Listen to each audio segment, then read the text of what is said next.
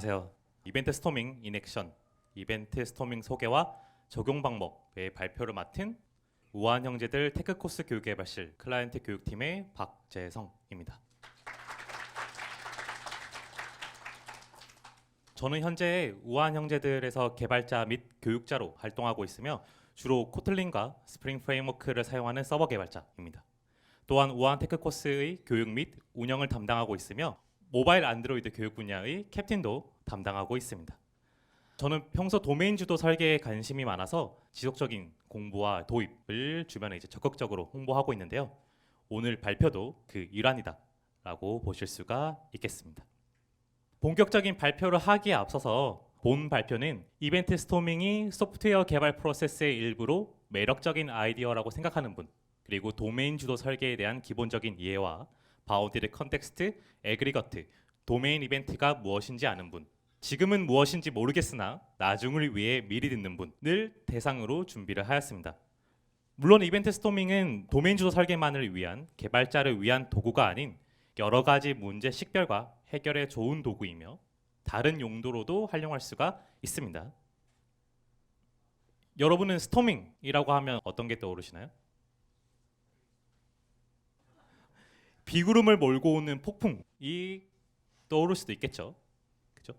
매우 흐리고 비가 오고 번개가 마구 치는 그런 환경이죠. 그 다음은 스토밍을 생각해 볼 수도 있습니다. 브레인스토밍의 스토밍이 어떤 뜻인지 여러분들 알고 계시나요? 말 그대로 폭풍우라는 말처럼 머릿속에 있는 많은 아이디어를 쏟아낸다 라고 해서 이런 스토밍이라는 단어를 사용하고 있습니다.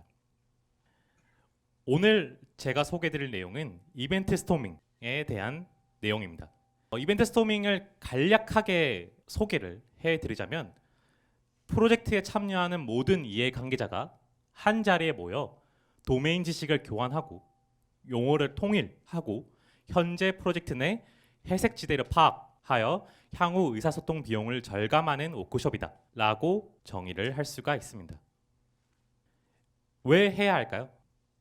혹시 이런 경험을 해본 적이 있나요? 사장님, 업주, 셀러 등 사람마다 똑같은 말을 다르게 불러서 의사소통이 어려운 거죠. 혹은 배달에 관한 정책회의에 참석하여 뭔가 이해가 안 되는데? 라고 생각했더니 알고 보니 서로 다른 배달에 관해 이야기하고 있던 경우, 프랜차이즈 본사 메뉴판 수정과 지점 메뉴판 수정의 차이점을 설명하기 어려웠던 경우, 그리고 배달비를 수정해달라는 요청을 받았는데 배달 팁을 변경해서 급하게 핫픽스를 해야 했던 경우, 이 모든 사례가 가상 사례처럼 느껴지시겠지만 실제로 배달의 민족 서비스에서 자주 발생하는 문제입니다.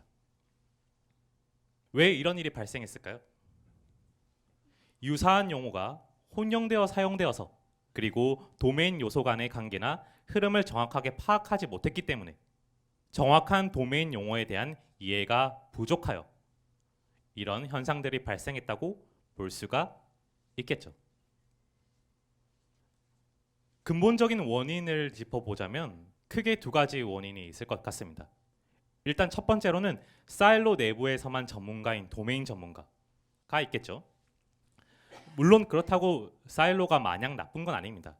사일로는 팀의 전문화가 진화된 형태이기 때문에 마냥 사일로가 나쁘진 않지만 이 사일로 내부에서만, 안에서 관계된 것들에 대해서만 전문가인 분들이 계실 수도 있고요. 혹은 TPS라든가 등과 같은 이런 성능적인 문제에만 관심을 가지고, 그러니까 정량적인 문제에만 관심을 가지고 도메인에 거의 또는 전혀 관심이 없는 동료 개발자가 근본적인 원인이라고 할 수가 있습니다. 이런 두 가지의 원인이 모여서 복합적인 부작용을 만들어내는데요. 모든 사람이 동일한 개념에 대해 다른 용어를 사용한다거나 다른 개념에 대해 동일한 용어를 사용하는 경우, 혹은 이러한 복잡한 상황 속에서 혼자 문제를 해결하려고 할 때 사일로의 또 다른 속성이 방해를 하게 되죠. 바로 도메인 지식이 고르지 않게 분배되어 여러 도메인 지식이 필요한 복잡한 문제를 해결하기 위해 필요한 지식을 수집하는 것이 쉽지 않기 때문입니다. 예를 들어 하나의 기능을 개발하기 위해 동료 A에게 질문을 한다고 해볼게요. A님, 제가 어떤 기능을 개발하려고 하는데 혹시 이 기능에 대한 이력을 알고 계신가요? 라고 했더니 동료 개발자 A는 뭐라고 답변을 할까요? 아, 그건 동료 개발자 B님이 알고 계세요.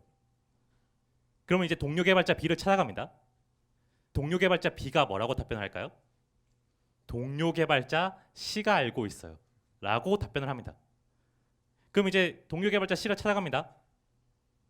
근데 안 계세요. 어디 가셨죠? 좋은 곳으로 이직을 하셨겠죠. 이렇게 문제에 대한 해결책을 찾기 위해 퍼즐 조각을 모으는데 엄청난 비용이 발생을 하게 되죠.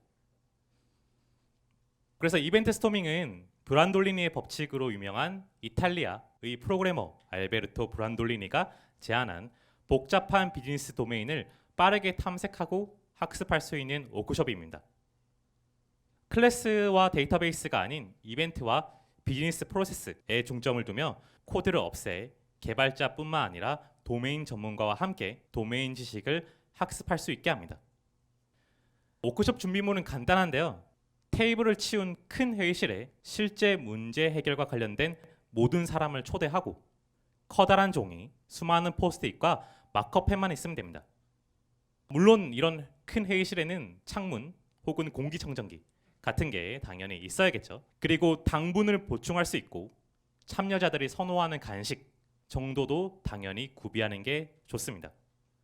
그리고 원활한 진행을 위해 퍼실리테이터가 필요한데요. 이런 퍼실리테이터는 워크숍 참여자들이 학습과 모델링에만 집중할 수 있도록 도와야 합니다. 누가 이런 퍼실리테이터의 역할을 맡게 될까요? 어떤 분이 퍼실리테이터 역할을 맡게 될까요? 이해관계자가 아닌 다른 분이 진행하면 굉장히 큰 도움이 됩니다.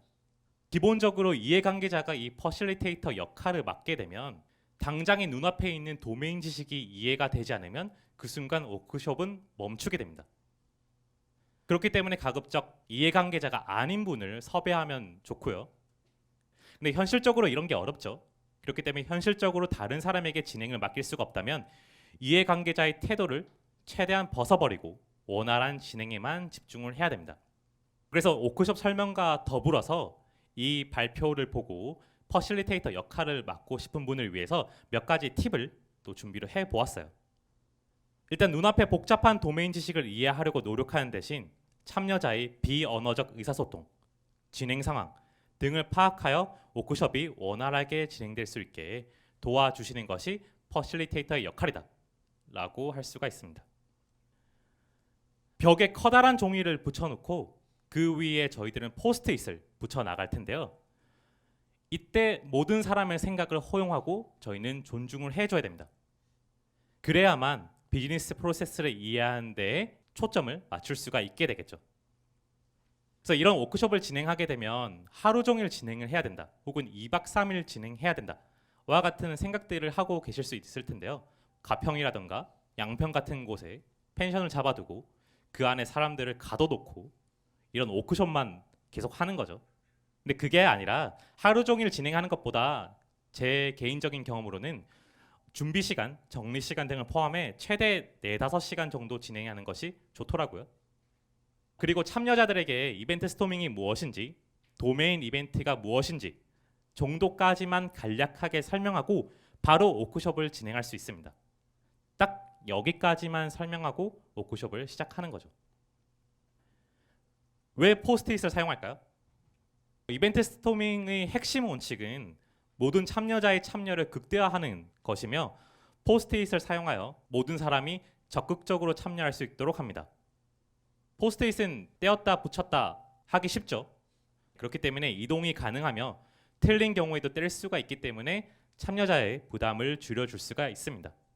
그리고 개발자뿐만 아니라 개발자가 아닌 분들도 함께하는 워크숍인 만큼 UML 다이어그램과 같은 혹은 클래스 다이어그램과 같은 것들을 배우도록 강요해서는 안 되겠죠.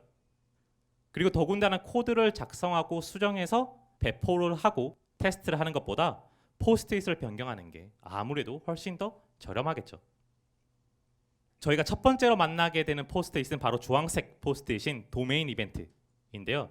도메인 이벤트는 주황색 포스트잇을 사용하며 도메인 전문가가 관심이 있는 어떤 사건을 뜻합니다.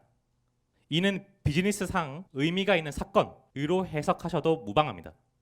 보통 뭐뭐 할 때 뭐뭐가 발생하면, 만약 뭐뭐 하면과 같은 요구사항에 해당하며 과거에 일어났던 일을 표현하기 때문에 메뉴가 등록되었다처럼 과거 시제를 사용합니다. 잠깐 퀴즈를 하나 내볼게요.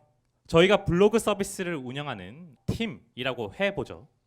그러면 글을 작성하였다 라는 사건은 도메인 이벤트라는 것에는 이견이 없을 겁니다. 맞을까요? 우리는 블로그 서비스를 운영하는 팀이고 사용자가 글을 작성하였다는 비즈니스적으로 의미가 있는 것 같아요. 그럼 사용자가 글을 조회하였다는 도메인 이벤트일까요? 다시 말해 비즈니스적으로 의미가 있는 사건일까요? 정답은 그럴 수도 있고 아닐 수도 있습니다. 이게 어떤 말이냐면 사용자가 단순히 정보를 획득하기 위해 조회를 했다라고 하면 그거는 비즈니스적으로 의미가 있는 사건이 아닐 수도 있어요. 그런데 사용자가 글을 클릭함으로써 조회수가 올라가야 된다거나 사용자가 클릭한 글과 관련된 추천 글을 보여줘야 된다거나 글 내부에 있는 인벤토리에 광고를 보여줘야 한다거나 등과 같은 추가적인 액션이 발생을 한다고 하면 이거는 비즈니스적으로 의미가 있는 사건이다 라고 볼 수 있겠죠. 그만큼 도메인 이벤트는 여러분들이 어떤 서비스를 하고 있냐에 따라서 도메인 이벤트가 될 수도 있고 되지 않을 수도 있습니다. 그래서 첫 번째 단계에서는 거래가 생성되었다, 거래가 성공하였다 와 같은 각자가 알고 있는 도메인 이벤트를 작성을 해야 됩니다. 이때 중요한 거는 각자가 작성한 이벤트는 볼 수 있지만 토론을 시작해서는 안 돼요. 토론을 시작하지 말고 자신이 옳다고 생각하는 방식으로 기록을 해야 됩니다. 제 경험상 피자 두 판 규모의 팀이라면 약 50분 동안 진행하면 충분하고요. 1단계는. 그리고 일반적으로 200개 정도의 도메인 이벤트 포스트잇이 붙더라고요. 그리고 이거는 저의 그 수많은 시행착오 끝에 도출한 쉬는 시간인데요. 50분 동안 진행했다면 15분 정도 쉬는 게 좋습니다. 제가 예전에 10분간 쉬어봤더니 사람들이 쉬는 시간이 짧다라는 의견이 많아서 이제는 제가 데이터 기반으로 15분이라는 아주 확실한 쉬는 시간을 도출을 해냈고요. 이제 이렇게 이벤트 스토밍 워크숍을 진행하면서 등장하는 몇 가지 안티 패턴을 소개를 해드릴 겁니다. 일단 첫 번째 패턴으로는 위원회가 있는데요. 여러분들께 포스트잇을 붙이세요. 작성하고 붙이세요. 라고 말하면 쉽게 나서는 분들이 없어요. 일단 첫 번째로. 그리고 나서기 전에 내가 작성하는 포스트잇이 맞는지 틀린지를 검증하기 위해 335 모여 논의를 하기 시작합니다. 이게 이벤트가 맞을까요? 이게 도메인 이벤트가 맞을까요? 당연히 이런 논의를 하기 시작하면 결국 우리가 이벤트 스토밍 워크숍을 통해서 여러 가지 모순 문제점을 발견하려고 이 워크숍을 하는 건데 그런 것들이 감춰지겠죠. 합의를 통해서. 또한 이런 합의는 모든 당사자의 동의를 받아야지만 결정이 되기 때문에 여기서 엄청난 시간이 소요될 수 있습니다. 그렇기 때문에 퍼실리테이터는 이런 위원회가 생긴다면 그걸 적극적으로 깨트려야 됩니다.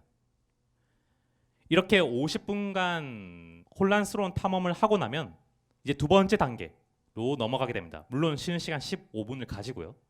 그래서 두 번째 단계에서는 저희가 타임라인을 적용을 해야 되는데요. 이때 정말 많은 웅성임과 혼돈이 예상되는 시간입니다. 모든 도메인 이벤트를 올바른 타임라인으로 정렬하고 실제로 중복되는 이벤트를 제거를 해야 되는데요. 이때 동일한 용어이지만 다른 개념일 수 있고요. 그렇다 보니까 중복임을 100% 확신할 때 제거를 해야겠죠. 그래서 왼쪽에서 오른쪽으로는 시간의 흐름을 위에서 아래로든 평행한 시간을 표현할 수가 있습니다. 전체 이벤트 스토밍이 4-5시간 정도 걸린다고 했고 1단계에서 1시간 정도로 사용한다고 했을 때 남은 3-4시간을 이 2단계에 모두 쏟게 돼요. 그래서 가장 중요한 작업이며 약간의 당분 보충이 필요할 수 있겠죠. 그래서 이때를 위해 저희가 아까 간식을 사둔 거예요. 그리고 가만히 앉아 있을 시간이 없습니다. 퍼실리테이터는 참여자들을 열심히 격려를 해야 돼요. 그래서 이렇게 타임라인을 정리할 때 저만의 팁을 한 가지 드리자면 드라이버와 내비게이터를 정하는 것이 좋습니다. 드라이버는 포스트잇들을 옮겨가며 붙이는 역할을 하게 되고요. 그리고 내비게이터는 드라이버에게 포스트잇을 여기서 저기로 옮기세요 와 같은 지시를 뒤에서 하게 됩니다. 물론 이 과정에서 드라이버가 또 반대로 먼저 질문을 던질 수 있겠죠. 예를 들어서 가장 첫 번째로 와야 될 이벤트는 무엇일까요? 혹은 이런 이벤트는 여기에 와도 될까요? 와 같은 질문들을 내비게이터에 할 수 있겠죠. 그래서 상황에 따라서 이미 잘 알고 있는 사람에게 첫 번째 드라이버를 맡기거나 아니면 도메인 지식을 배워야 할 사람에게 드라이버를 맡길 수가 있습니다. 그리고 이런 드라이버는 본인 스스로 생각하였을 때 충분히 기여했다고 판단되면 역할을 유동적으로 교체해 주시면 돼요. 여기서 또 두 가지 안티 패턴을 만나게 됩니다. 첫 번째는 스포츠카입니다. 스포츠카는 본인이 드라이버가 아님에도 불구하고 많은 걸 알고 있다 보니까 현재 포스트잇을 정리 중인 타임라인을 정리 중인 곳에서 포스트잇을 고치는 정렬하는 행위를 하는 게 아니라 저편 끝에서 혼자서 정리를 막 하고 있습니다. 대체로 제 경험상 팀장님들이 답답한 나머지 이런 스포츠카 패턴을 따르고 계시고요. 두 번째로는 자율주행입니다. 드라이버가 내비게이터에게 묻지 않고 또 스스로 정리를 하고 있는 거예요. 근데 역시나 이 패턴 또한 팀장님들에게 등장합니다. 그래서 우리들은 스포츠카와 자율주행 이 패턴을 굉장히 경계를 해야겠죠. 또한 스포일러 패턴이 있습니다. 스포일러 패턴은 굉장히 냉소적인 분이에요. 뭐 MBTI에 따르면 T인 사람에 해당될 수도 있죠. 물론 저는 F입니다. 그래서 이런 분들은 머릿속에 이미 도메인 지식이 있으니까 우리가 이런 행위를 하는 게 무슨 의미가 있나요? 라는 말씀을 하시면서 조용히 노트북을 여시죠. 그러면서 각종 일들을 하고 계신 분들이 대부분입니다. 이 패턴입니다. 그러면서 이미 문서를 잘 작성해두었는데 그냥 그거 읽어보세요 와 같은 말씀을 하시는 분들이죠. 그래서 이런 분들에게도 적극적으로 워크숍에 참여할 수 있도록 저희가 격려를 해줘야 돼요. 그래서 타임라인을 정리하다 보면 자연스럽게 드라이버와 내비게이터가 교체되겠죠. 그러면서 모두가 차례대로 파편화된 도메인 지식을 모으는데 기여하게 됩니다. 그리고 도메인에 대한 이야기가 점점 더 깊어지기 시작하겠죠. 그래서 지금 보시는 사진처럼 많은 분들이 이제 이 워크숍에 몰입해서 다양한 이야기를 나누고 있는 그런 사진이라고 볼 수가 있습니다. 참고로 이런 사진을 찍는 역할 또한 퍼실리테이터인 제가 하고 있어요. 그리고 절대 자기적인 상황이 아니라 정말 자연스럽게 찍은 사진이라는 점을 강조하고 싶습니다. 이렇게 타임라인을 정리를 하다 보면 많은 사람들이 이벤트를 붙여놓은 상태이기 때문에 이제는 질문, 갈등, 불평, 불만 사항이 등장을 하기 시작합니다. 각자가 평소에 가지고 있던 궁금증이라던가 이건 왜 만들었는지 모르겠다 와 같은 불평, 불만들이 등장을 하기 시작해요. 혹은 어떤 사람은 A라는 용어를 사용하는데 또 다른 사람은 B라는 용어를 사용하는 등 이런 갈등들이 등장을 하기 시작하죠. 자, 우리는 이런 갈등들을 그 자리에서 바로 해결을 해야 될까요? 아니겠죠. 왜냐하면 이벤트 스토밍 워크숍은 매우 비싼 워크숍입니다. 매우 비싸다라는 말은 프로젝트에 참여하는 모든 이해관계자가 모여있는 상태이고 이분들이 날을 잡고 시간을 투자해서 오프라인 장소에 모여서 다른 업무를 보지 않고 워크숍만 하기 때문에 당연히 이 비용은 비쌀 수밖에 없어요. 그렇기 때문에 당장 토론을 하지 않을 거예요. 당장 토론을 하지 않고 자주색 포스트잇으로 이런 질문, 갈등, 불평, 불만 사항을 기록을 할 겁니다. 그리고 그것을 저희가 벽에 붙일 거예요. 당장 문제가 해결되면 다시 포스트잇을 제거해도 되겠지만 해결이 되지 않는다면 그걸 그대로 둬야겠죠. 그래서 핫스팟만 파악되기만 해도 굉장히 의미 있는 워크숍이 완성이 됩니다. 그리고 여기까지 보신 퍼실리테이터 분들 워크숍 시작하세요. 여기까지만 알아도 시작하기에 충분합니다. 그리고 나중에 뒤에서 설명하겠지만 필요에 따라 자유롭게 새 포스트잇을 소개하고 추가하시면 됩니다. 그래서 실제 타임라인을 정리하면서 핫스팟들이 붙기 시작하는데요. 보이시죠? 셀러, 사장님, 업주 중에 하나만 사용하자 라는 메시지라던가 상품 광고 캠페인의 뜻을 모르겠다 라던가 메뉴를 복사한다는데 이게 무슨 뜻인가요? 와 같은 질문들이 핫스팟으로 붙어 있는 것을 볼 수가 있습니다. 이제 2단계를 진행하면서 핫스팟 외에 또 다른 포스트잇이 필요하게 됩니다. 대표적으로 노란색 포스트잇인 액터와 분홍색 포스트잇인 시스템인데요.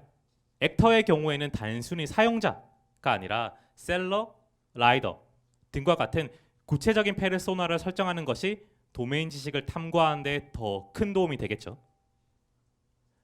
또한 시스템은 외부 시스템을 의미하므로 일부 레거시라던가 혹은 마이크로 서비스에 이르기까지 책임을 전가할 수 있는 모든 것에 해당합니다.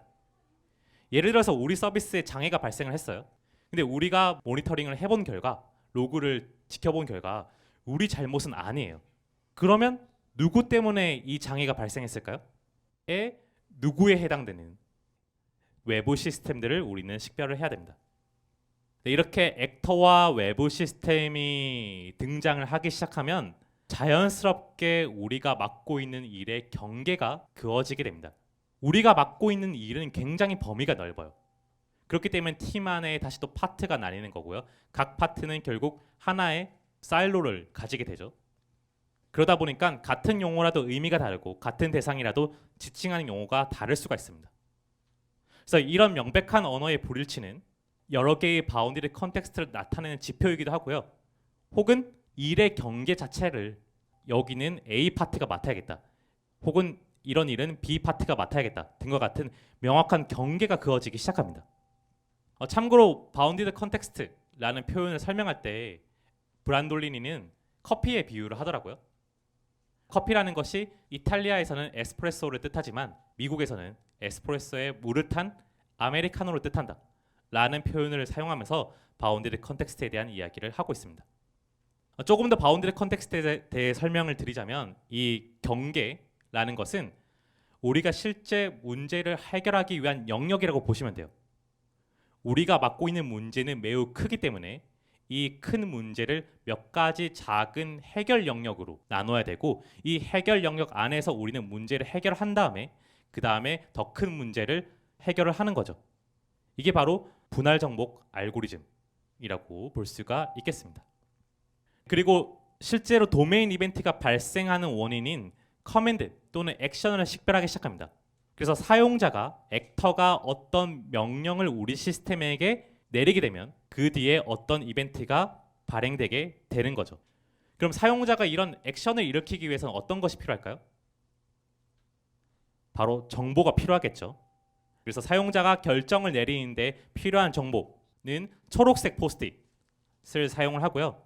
특정 정책으로 인해 발생한 도메인 이벤트의 결과가 이런 리드 모델에 어떻게 반영되는지를 우리는 눈으로 확인할 수가 있습니다. 그래서 보통 클라이언트 개발자들이 많이 모인 팀에서는 이런 리드 모델, 즉 초록색 포스트잇이 굉장히 많이 도출되는 것을 볼 수가 있어요. 왜냐하면 그분들은 어떤 정책에 의해서 이 UI가 보여야 될지 말아야 될지를 굉장히 궁금해 하시거든요. 그래서 이런 리드 모델이 등장을 하게 됩니다. 그리고 제가 정책에 대한 이야기를 했는데 정책은 연보라색 포스트잇을 사용하거든요. 그래서 주로 뭐뭐 할 때마다 라는 단어로 시작합니다. 그래서 도메인 이벤트와 커맨드 사이에 위치를 하게 되고요. 어떤 이벤트가 발행이 되었을 때 예를 들어서 등록이 되었을 때 환영 정책에 의해서 우리는 웰컴 팩을 보내주게 되는 거죠. 근데 이 작업이 자동으로 이루어지든 수동으로 이루어지든 이 모든 것들은 우리의 정책이다라고 볼 수가 있습니다. 많은 분들이 정책과 헷갈려 하는 것 중 하나가 바로 이 비즈니스 규칙인데요. 비즈니스 규칙은 쉽게 말하자면 유효성 검사라고 볼 수 있고요. 어렵게 말하자면 시스템이 일관성을 보장해야 될 트랜잭션 단위다라고 볼 수 있습니다. 근데 이 말이 너무 어렵죠. 근데 우리는 비즈니스 규칙이라고 부를게요. 그래서 시스템이 기대하는 책임을 수행하며 일관성을 유지하는 단위고요. 이런 일관성은 항상 참이어야 하는 속성을 유지함으로써 달성됩니다. 예를 들어서 장바구니 총 합은 장바구니에 담긴 상품의 가격 곱하기 수량의 합과 일치를 해야 되겠죠. 어쩌면 당연하다, 도메인 전문가에게는 당연하다라고 볼 수 있는 것들이 비즈니스 규칙으로 우리 눈에 가시화가 되기 시작합니다. 이처럼 이벤트 스토밍을 진행하다 보면 여러 가지 색깔의 포스트잇이 등장을 하게 되죠. 그래서 이런 포스트잇을 우리가 적절하게 사용을 하면, 특히나 지금 보시는 이런 범례를 이용해서 포스트잇을 붙여 나가다 보면 자연스럽게 어떤 비즈니스 지식들이, 도메인 지식들이 누락되었는지를 발견을 하게 됩니다.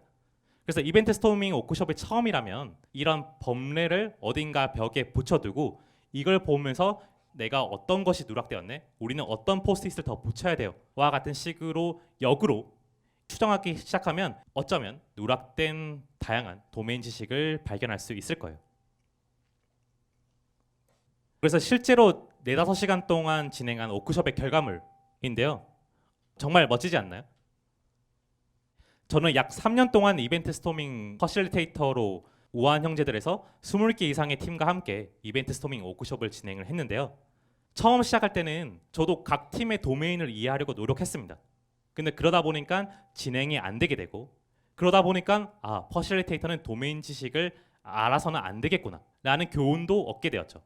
그래서 많은 시행착오를 거쳐서 이제는 각 팀의 도메인 지식을 한 귀로 듣고 다른 한 귀로 흘리는, 그리고 워크숍 진행에만 관심을 갖고 부지런히 사진을 찍는 전문적인 퍼실리테이터가 되었습니다.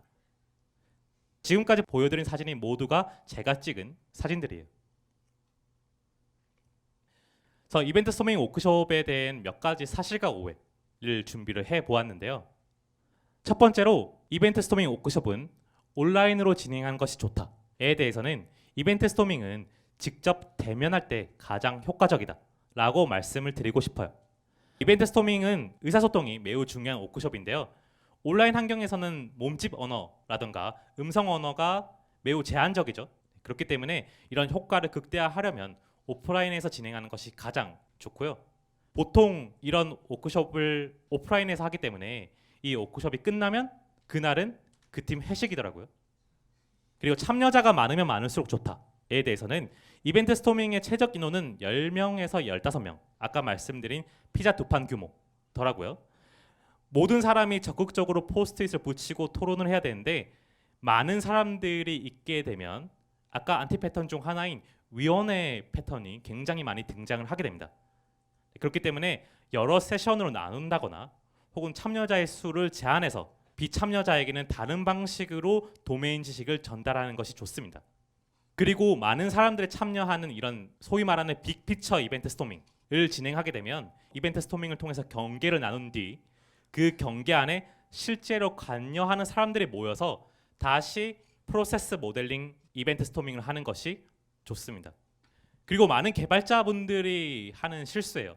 여기에 상당수의 개발자분들이 이 세션을 듣고 계시기 때문에 이걸 돌아가서 하게 되면 개발자만 있으면 된다라고 생각을 하세요. 근데 프로젝트에 참여하는 다양한 사람들이 함께 할 때 시너지 효과가 발생을 하고요. 이벤트 스토밍은 다양한 이해관계자가 참여하고 다양한 관점을 공유할 때 비로소 의미가 있습니다.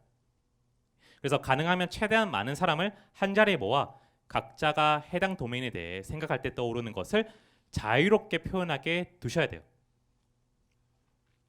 그리고 알고 있다면 참여하지 않아도 된다에 대해서는 이벤트 스토밍에는 도메인 전문가와 비전문가가 모두 참여를 해야 됩니다. 대부분 이런 워크숍에 참석하는 사람들은 도메인에 대해 궁금한 점이 있는 사람들이에요.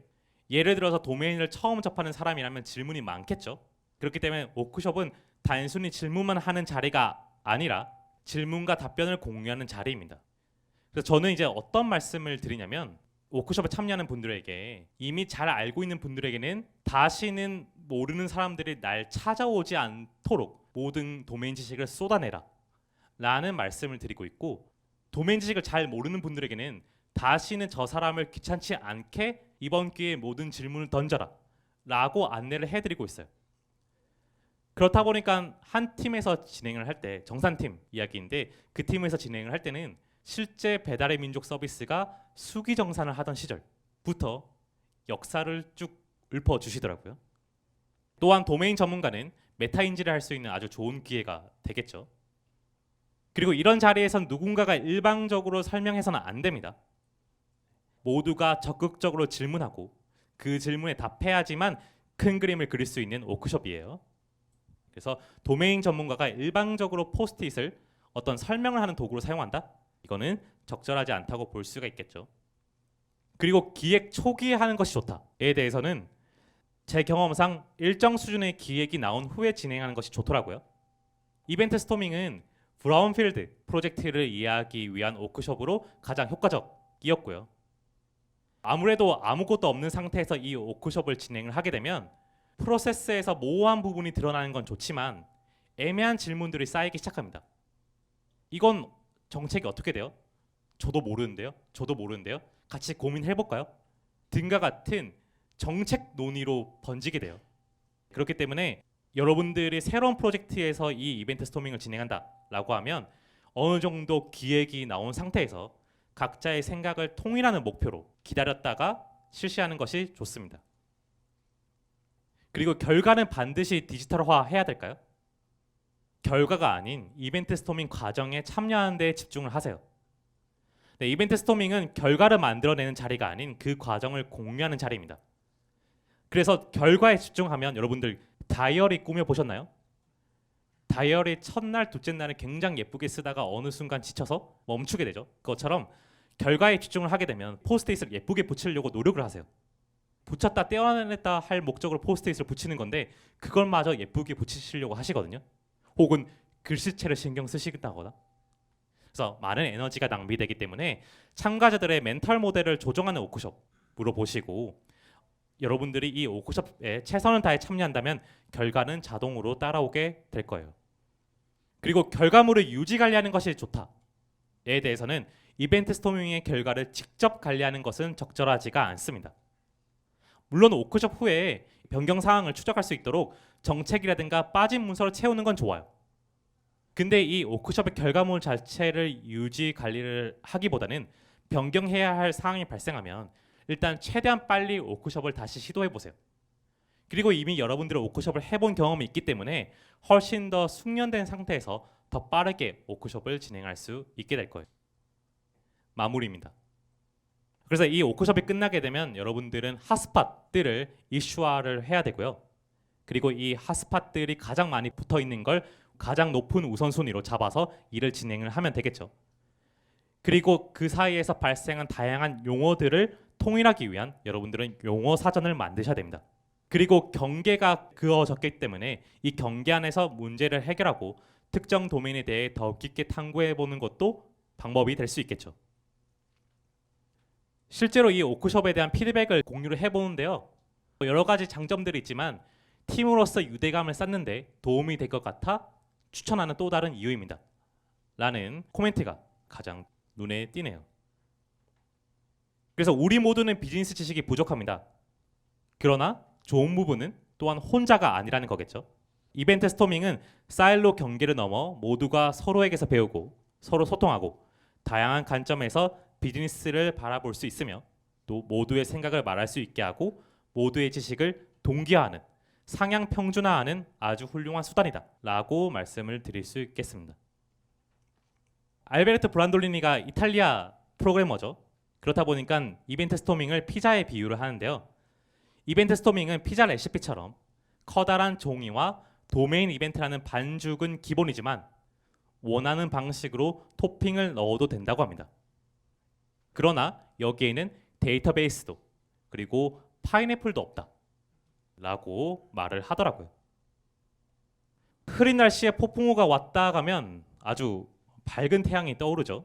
그것처럼 이벤트 스토밍 워크숍을 통해 여러분이 평소에 가지고 있던 도메인에 대한 흐릿한 지식이 맑아졌으면 좋겠습니다.